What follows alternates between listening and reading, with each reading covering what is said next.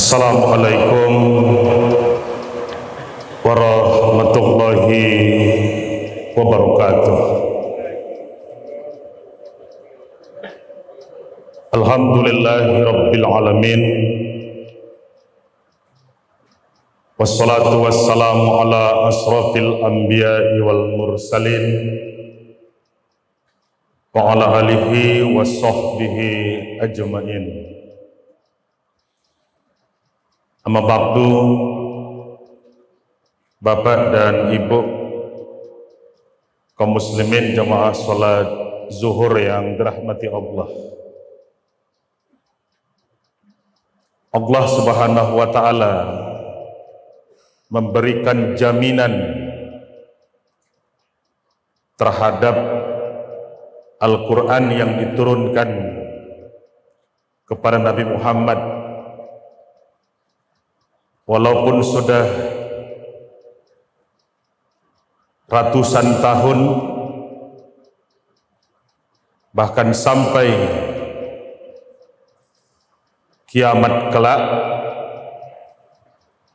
tapi jaminan untuk keotentikan Al-Quran sudah Allah ungkapkan dalam Al-Quran. Surat Al-Hijr ayat 9. Inna nahnu nazzalna zikra wa inna lahu lahafizun. Sesungguhnya kamilah yang menurunkan Al-Quran dan kamilah yang akan menjaga dan memeliharanya. Kami yang turunkan Quran, kami jugalah yang akan menjaga dan memeliharanya.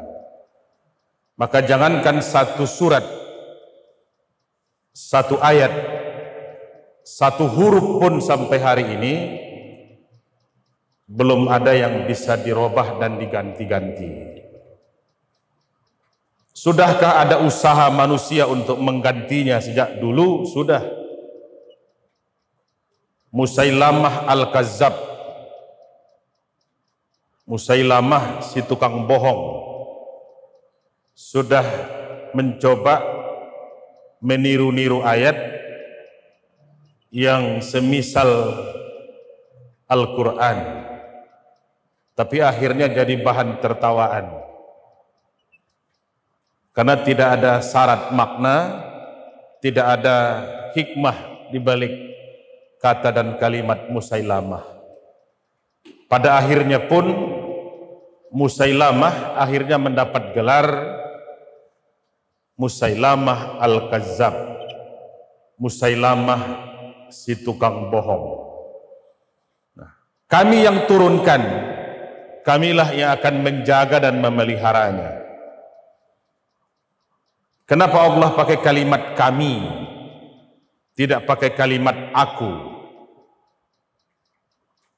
Kami maknanya adalah diikutkan, yang menjaga itu juga ikut para malaikat. Yang menjaga itu juga ikut Allah libatkan orang-orang yang mudah diberikan hafalan untuk hafiz Al-Quran. Maka satu di antara kemudahan, keistimewaan Al-Quranul Karim, walaupun orang belum bisa tulis baca, masih anak kecil, masih di bawah usia 5 tahun, tapi sudah bisa menghafal ayat. Makanya jangan heran kalau banyak anak-anak yang masih usia yang sangat kecil, tapi sudah hatam Al-Quran, sudah hafiz 30 juz. Bahkan kalau kita lihat kecepatan waktunya juga luar biasa. Ada anak yang hafal Quran hanya butuh waktu 30 hari. 30 juz, berarti rata-rata 1 juz 1 hari. Ada anak yang hafal Al-Quran butuh waktu sampai 3 bulan. Berarti dia membutuhkan waktu sekitar 10 hari untuk 1 juz. Masih bisa diulang-ulangnya. Dia butuh 3 bulan untuk menghatamkan Al-Quran, hafiz. Dulu yang pernah di masjid kita ini, anak kecil pernah jadi imam waktu bulan Ramadan, si Kamil dan si Ahmad menghatamkan Quran hanya 6 bulan. Hafiz, bahkan tahu letak susunan barisnya, tahu halaman keberapanya, tahu juz berapanya. Hanya butuh waktu 6 bulan sudah bisa hafal Quran 30 juz. Padahal usianya juga baru 9 tahun.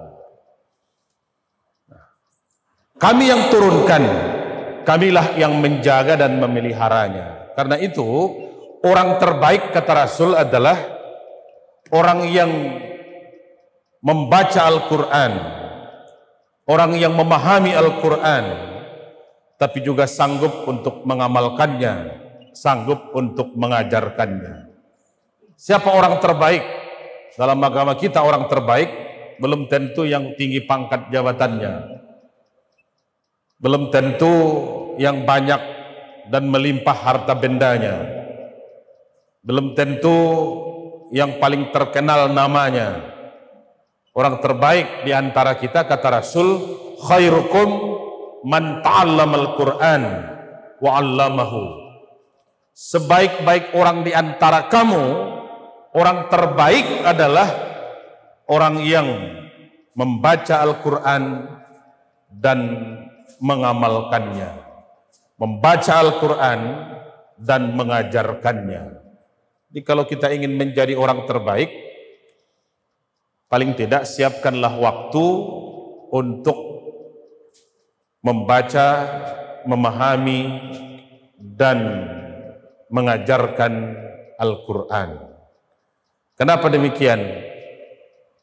Seluruh petunjuk dari mulai tata cara berpribadi, berumah tangga, bertetangga, bermasyarakat, sampai kepada berbangsa dan bernegara dijelaskan dalam Al-Quranul Karim. Nah, ketika Rasul Aisyah istri Rasulullah ditanya, Aisyah, bagaimanakah akhlak Rasul? Apa kata Aisyah? Karena Rasulullah sallallahu alaihi wasallam khuluquhul Quran. Akhlak dari Rasulullah adalah Al-Quranul Karim. Bagaimana dia bersikap, bagaimana dia berbuat, bagaimana dia bertingkah laku, bagaimana dia memimpin masyarakat, rupanya dari petunjuk yang ada dalam Al-Quranul Karim. Karena itu agak heran dan aneh kalau orang curiga kepada para penghafal Al-Quran. Aneh kalau ada orang yang curiga kepada anak-anak yang hafiz Al-Quran. Kita tahu sejak zaman dahulu, satu-satunya yang bisa dimusabakohkan, kitab suci yang bisa dimusabakohkan hanya Al-Quran. Kitab suci agama lain tidak bisa dimusabakohkan. Tapi Al-Quran, qiraatnya, tafsirnya, bisa seluruhnya untuk dimusabakohkan. Hafalannya, semuanya, dari satu juz sampai yang 30 juz, semuanya dilombakan untuk dimusabakohkan. Oleh karena itu, jangan sampai apa yang dulu dikhawatirkan oleh Umar bin Khattab. Apa kata Umar bin Khattab? Ada 4 hal yang akan merusak agama Islam itu. 4 hal yang membuat kerusakan besar dalam Islam. Pertama, yang akan membuat kerusakan besar dalam Islam itu adalah orang yang belajar Al-Quran untuk kepentingan pribadinya. Dia belajar tapi hanya untuk bisa mendapatkan pangkat, mendapatkan jabatan, hanya untuk kepentingan pribadinya. Bukan untuk diamalkannya, tapi untuk dijadikan kepentingan tertentu. Yang kedua yang akan merusak Islam itu adalah orang munafik yang mendebat ayat-ayat Al-Quran. Dia belajar Al-Quran bukan untuk diamalkan, tapi untuk dijadikan bahan debat. Munafik lain di mulut, lain di hati, lain yang disebut, lain yang dibuat.